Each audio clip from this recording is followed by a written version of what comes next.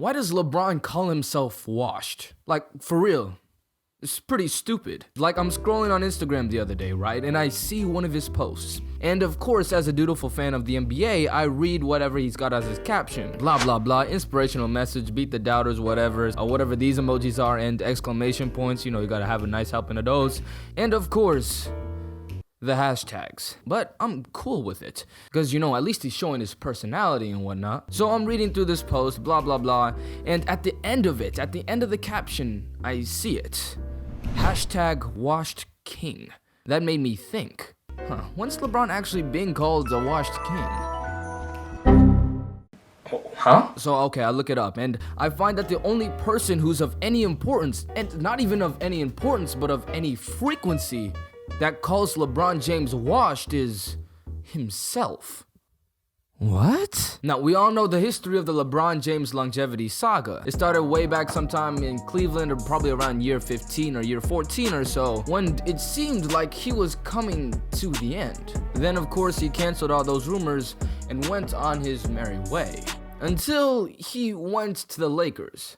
Now, naturally, LeBron's entry into LA isn't the most prominent thing about his tenure there, but golly, they were trash. As one of the biggest flops of the NBA, with LeBron James carrying a bunch of little 20-year-olds, the misery finally ended on Christmas Day when LeBron tore his groin or strained it or whatever. That basically put him out for the season and put the Lakers out of the playoffs. And should have put LeBron James out of the NBA conversation. But of course, you know, we gotta have LeBron.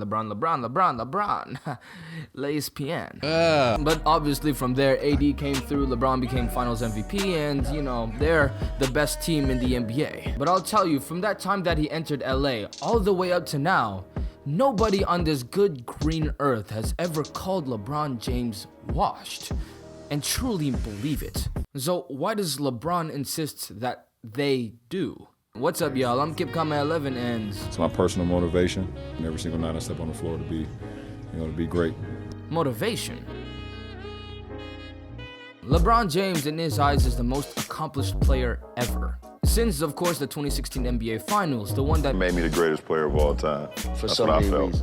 Judging off of that logic, there's no reason for him to keep playing. Remember way back when he said that he was chasing the ghost of Chicago?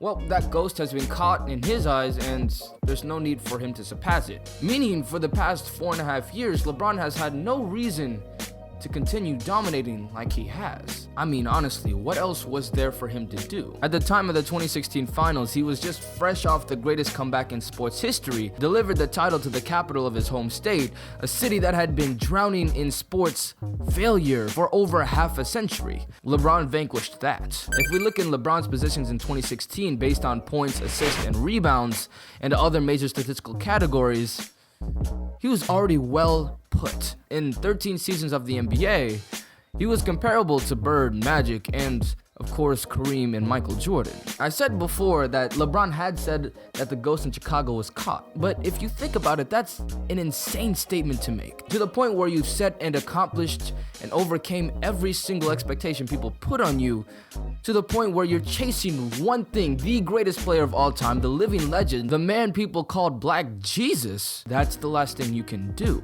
Then you do it. It was easier, quote unquote, early in his career. When he was a rookie, it was to prove that he was worth being the #1 overall pick at 18 years old. It was to prove the slam cover right. It was to prove that the tattoo on his back, the chosen one, was actually legitimate. That's perhaps the most amount of pressure that some high school kid could ever have. The weight of the country expecting you to do great at what you do. And of course, as we know, LeBron with his first season put up 27-7, and then the next season went even better than that to reach his first All-Star game appearance and more on the like that. He beat those. And then it became, after years toiling in Cleveland, taking actually the Cavaliers to the 2007 NBA Finals in just his 5th season in the league, and then of course being swept, the question became, could he actually win a championship? Then in 2010 with the decision, it was then becoming the villain, America's most hated celebrity figure, and proving something out of that, showing that I can win, not 1, not 2, not 3, not 4, Not 5. Are you sure about that? But again, that was against some of the greatest teams of all time. So after his 2 championships with Miami Heat and Chris Bosh and Dwayne Wade, then in 2014 it was taking on yet another insurmountable task. After being the most hated figure in America, after living up to being the most hyped and pressured figure in America, now it was time for yet another insurmountable task to bring Cleveland, the cursed sports city,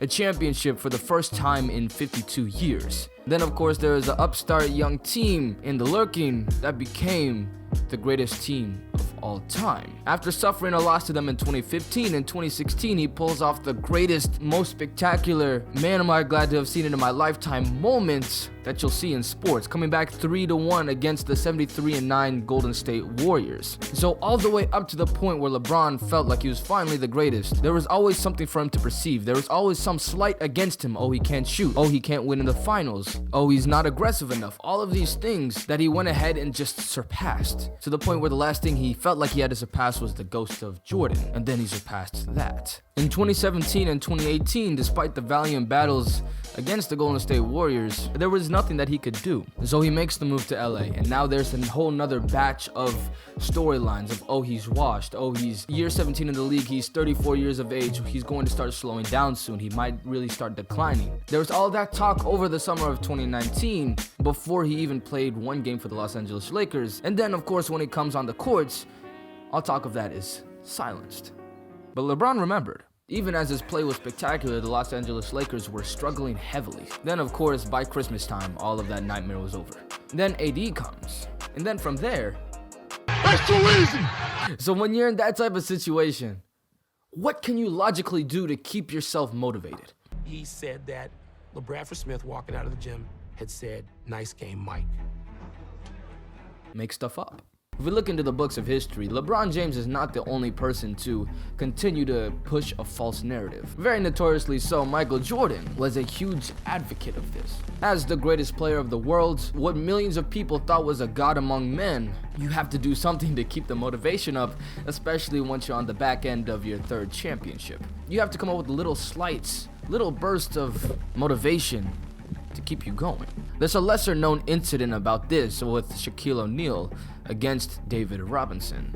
Shaq, when he was playing in his first few years of the NBA, made up the fact that David Robinson never gave him an autograph when he was a kid. I apologize for making up that rumor that in order to get himself mad because David Robinson was simply too good. And Shaq admitted as much later on, but it makes sense. Shaquille O'Neal, LeBron James, and Michael Jordan are 3 people that you can know monotonously. When you're competitive on that level and you need some sort of extra burst of motivation, why not make something up? No one's gonna stop you. After all, the reason for finding new ways of motivation is because of that very fact. LeBron James has been the most dominant player in the NBA for over 10 years. You could imagine that could get boring at the very least. I'd imagine there was definitely some sort of rush that LeBron got out of being in LA. But now, LeBron James is looking better than ever at age 36. Arguably, in this point in his career, there's nothing to criticize him about. There's nothing negative that you can say. There's nothing that he can prove wrong. Except, of course, for the fact that he is 36 years of age. Except for the fact that he is one of the greatest players of all time. And except for the fact that Father Time is undefeated. The only person King James has to face off against now is Father Time. And he knows that. He knows that the pressure is there. Even if he's playing great right now, just one slip up could cause all the rumors to come back again. Father Time has finally defeated LeBron. LeBron James is now officially old. LeBron James is washed. And so LeBron James gave himself the moniker of Washed King as a constant reminder of the troubles not now, but of in the future. With LeBron James out of options in both the past and the present, he now reaches into the future in order to keep his edge, to keep his motivation. While LeBron James might not be washed, he is still the Washed King. Thanks for watching.